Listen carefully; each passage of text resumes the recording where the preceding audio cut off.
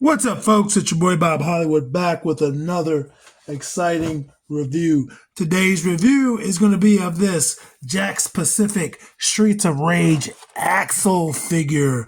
And this is a newer line of figures. JAKKS does a lot of video game figures. They probably do even more than that.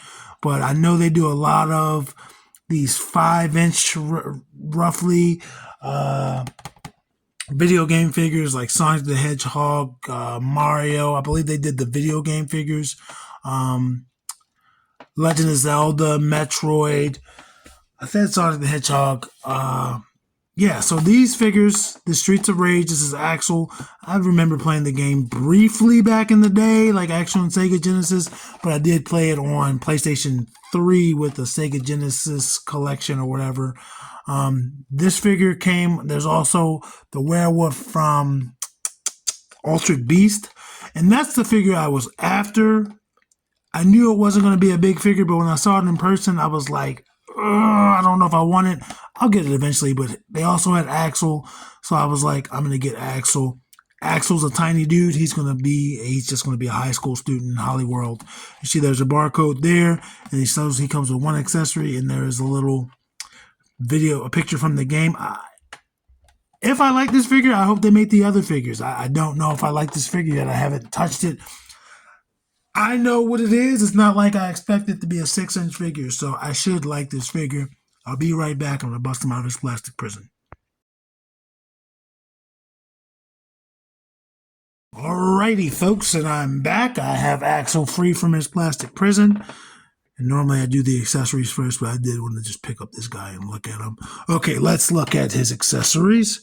And all he has is this flame effect that goes on his fist. I'm not sure if it matters which fist, but apparently he has an uppercut an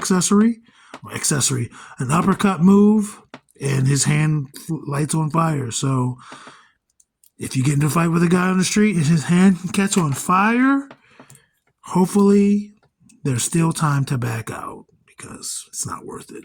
But it is it's a couple of different shades. It's a little translucent at the tips, but it's darker at the top, but it's still kind of see-through. But it looks good. And you can see it didn't go all the way on his fist. But let's see, maybe we could pop his fist out, and I'm not going to risk it. Anyway, let's look at Axel. He looks cartoony. He has this blonde hair that is very, very blonde. There is no wash. Not saying that people don't look like that, but it is very blonde. He's got his blue bandana. Kind of reminds me of Josh Brolin from the Goonies. And he's got this off-white, it's like a gray. I don't even want to call it off-white. It does look a little gray to the shirt. Just wearing blue jeans. You can see the belt buckle is painted. Belt's painted brown. He's got on white. Shoes are the same color as his shirt. I think like the heel might be a little different color. I'm not 100% positive. You can see they covered over the blue there.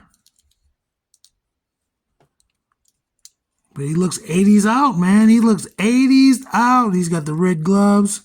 He's got some, I don't know if that's bracelets or it's a part of the glove. I don't know. No paint on the back other than his little details. And this guy was $9.97. This is a $10 figure. So I paid full price for him, but it's not like I paid $20 for him. I would not have paid $20 for him. I am fine with paying the $10.99 or the $9.99 for these guys. I paid the same price for these two. And for Samus, even though I never opened Samus, I bought these two. Again, I want them to be students in the Hollyworld. And he's a little bit taller than them. And they have more articulation. They have toe articulation. He does not have toe articulation, but he looks good, man. For $9.99, I say get it. If you're a fan of Streets of Rage, support it. Maybe they'll give us the other characters.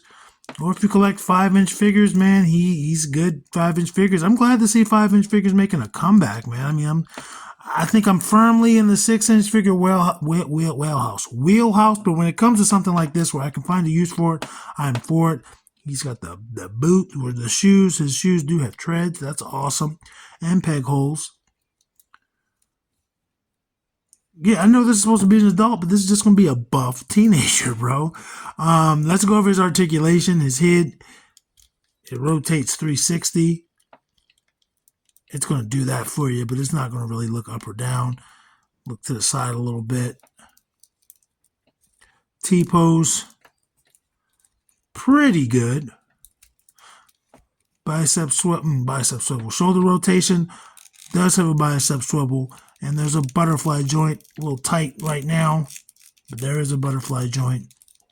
And then there is double jointed elbows with pegs. He's got pretty big biceps, so it makes it hard for him to take full advantage of that. So he's not going to touch his shoulder or anything. But that's because he does have a pretty big bicep. And then there's rotation at the wrists. And he has horizontal hinges on both hands. Horizontal on both. Abs for the waist, you can see his articulation there. Not much movement.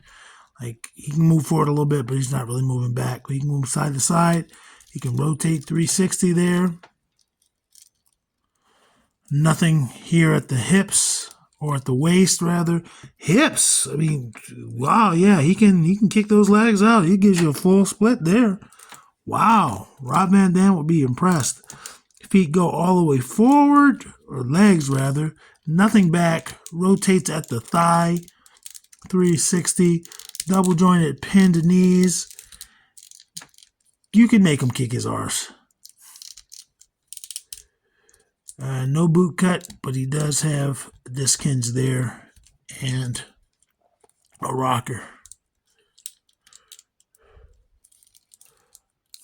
So I didn't count the articulation, but I'll take their word for it.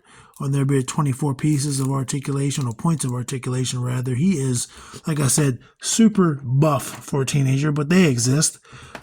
Especially in the 80s. The 80s was all about fitness, right, man? He would have been a perfect character. Let's compare him to another person I have as a teenager in Hollywood. Fred from Scooby-Doo. He could be Fred's alter ego, man. Fred gets buffed and becomes a menace. Anyway, let's get his actual height. Just about 5 inches, it looks like. Right on the money. Right on the money. Okay, but yeah, I mean, sometimes I don't compare the smaller figures to the review crew, but I'm going to do it today. That is Vixen and Andra. He is just coming to their chest, maybe even a little bit under. Let's try to make him feel a little bit better with the shorter people of the review crew. Winston and Lucio.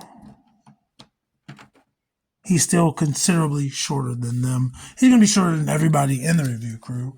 I just feel like doing the review and adding them.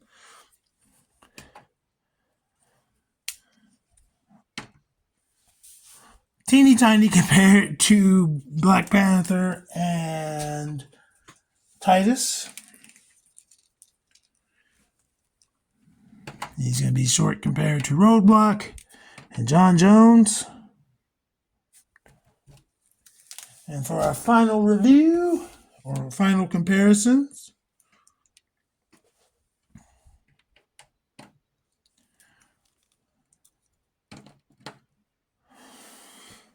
Devin and Lando. And I'm not even going to bother standing on Lando straight because it doesn't matter. But yes, this guy is 5 foot or 5 inches.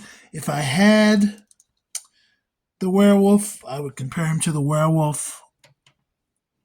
But again, I do have these also from the same company, also around the same price. I think the only ones that are more expensive, the Mario figures are like $10.97 or something. They're $1 more. But anyway, folks, that's this review. If you're a fan of Streets of Rage, if you're a fan of 5-inch action figures, please go out and buy this actual figure.